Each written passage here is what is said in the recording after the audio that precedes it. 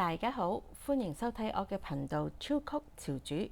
今日準備介紹一個香港嘅經典湯粉，佢就係家鄉銀針粉啦。有人會叫佢做狗仔粉嘅。我會加入一種潮州人常用嘅調味品嚟增加佢嘅鮮味嘅，令到湯底更加濃郁。喜歡嘅朋友呢，麻煩幫忙 like、share 同埋 subscribe 我嘅 channel， 就係對我最大嘅鼓勵啦。多謝晒大家先。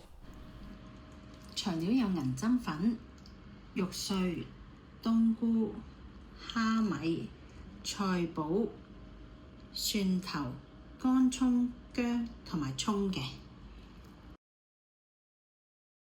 今日用嘅係銀針粉，喺街市賣粉麵嘅地方就揾到佢。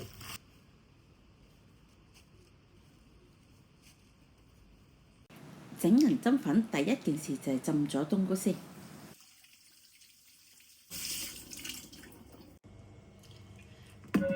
沖洗乾淨先至浸水，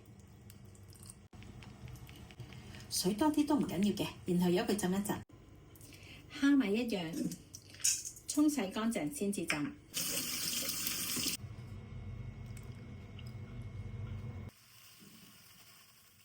個銀針粉佢比較油膩嘅，今日會有個方法幫佢去肥。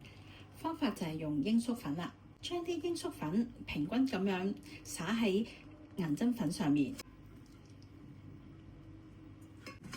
然後撈一撈佢。有睇我洗蠔仔嗰段片嘅朋友就知道，我哋可以用任何嘅粉嚟代替嘅，低筋粉、中筋粉、高筋粉，甚至木薯粉，只要大家用剩咩粉，方便大家就用得啦。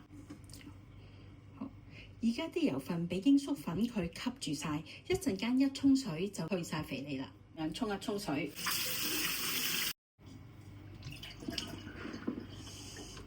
咁啲肥油就會跟住啲粉末沖晒出嚟啦。而家嘅銀針粉爽身好多，鷹粟粉洗嘅效果，呢個係未洗嘅效果。呢個油潤好多嘅，呢個就去除晒肥膩啦。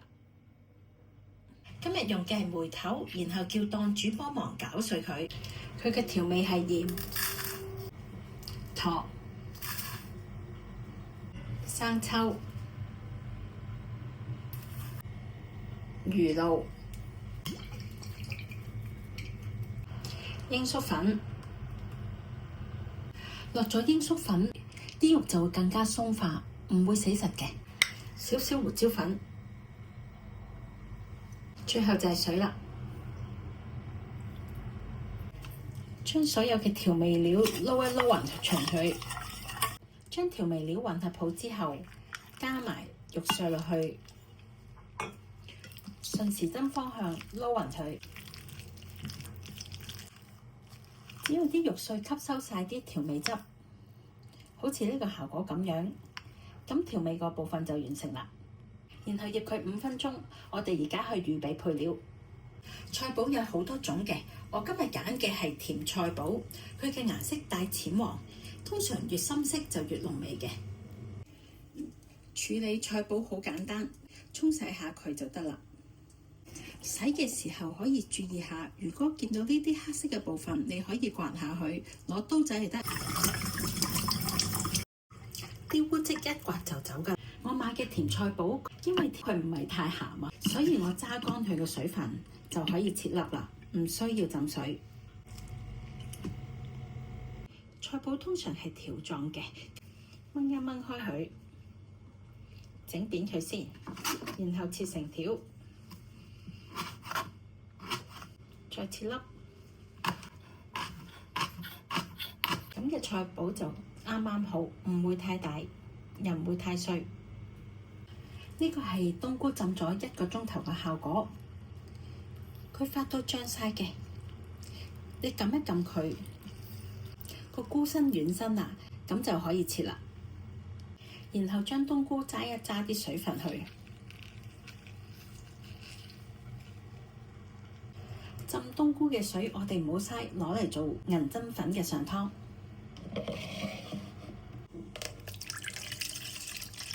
底部嘅沉澱物我哋唔要嘅。蝦米一樣，只要佢軟身啦，就可以備起佢啲水嚟做上湯。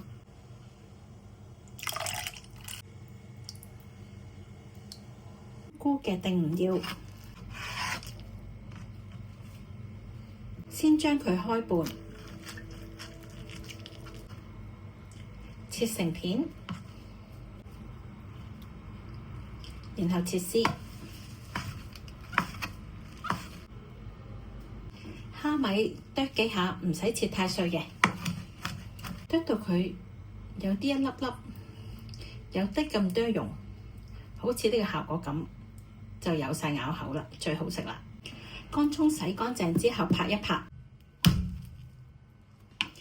易搣皮好多嘅。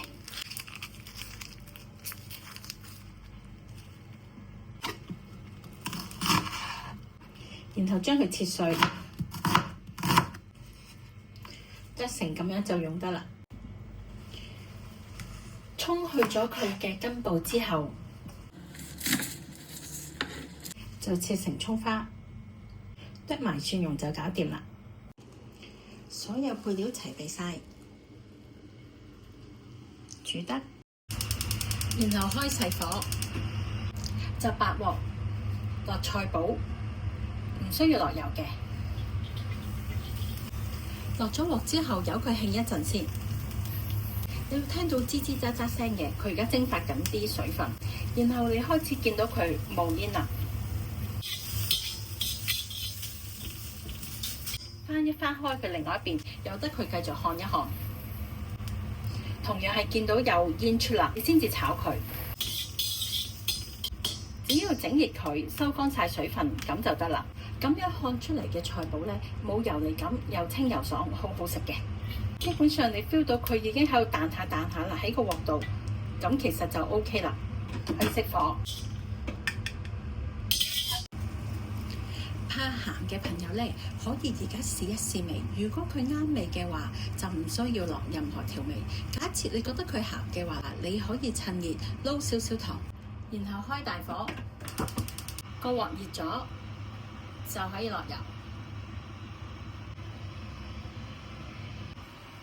油滾就可以落豬肉啦。而家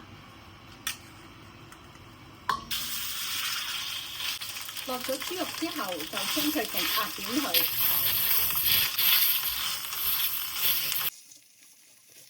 盡量攤開佢，然後反另外一邊，反晒另外一邊，同樣都係咁樣壓佢。好，壓到啲肉變成肉碎，變成白色，就將豬肉推開兩邊，加少少油，然後落埋薑片，落埋冬菇，爆一爆佢。炒嘅時候，盡量將佢攤平。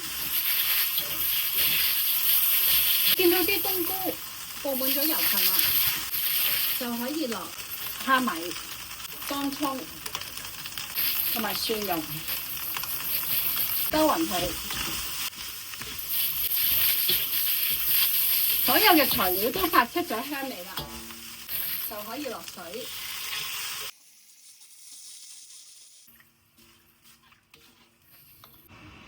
然後再落埋剛才浸冬菇同埋浸蝦米嘅味水，然後落冬菜。冬菜佢鹹鹹香香，係一種潮州人好常用嘅調味品嚟嘅。呢個冬菜可以令個湯個味道更加濃郁嘅。然後由佢煮到大滾。好啦，依家水大滾咗，我哋計時滾佢3分鐘。等佢啲肉碎啊、冬菇同埋蝦米逼出晒個香味。大家見到嗰啲湯水變晒啡啡金黃咁樣，其實就係已經好濃郁嘅湯底啦。好，夠鐘，我將銀針粉倒埋去，然後撈一撈佢，然後 keep 住大火等佢煮滾。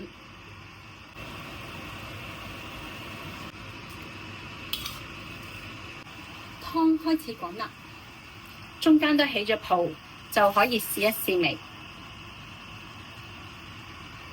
如果你中意濃味嘅話，可以落少少魚露，增加佢嘅鹹香味。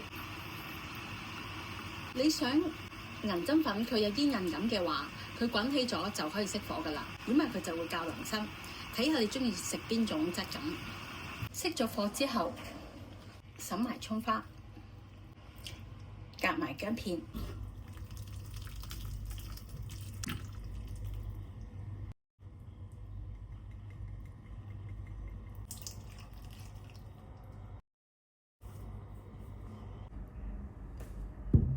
食之前隨個人口味，揼少少菜脯、葱花，咁就食得啦。喜歡嘅朋友麻煩幫忙 like、share 同埋 subscribe 我嘅 channel， 再撳埋個鐘仔啫，就可以第一時間收到我最新上載嘅影片啦。多謝晒大家先，下次再見，拜拜。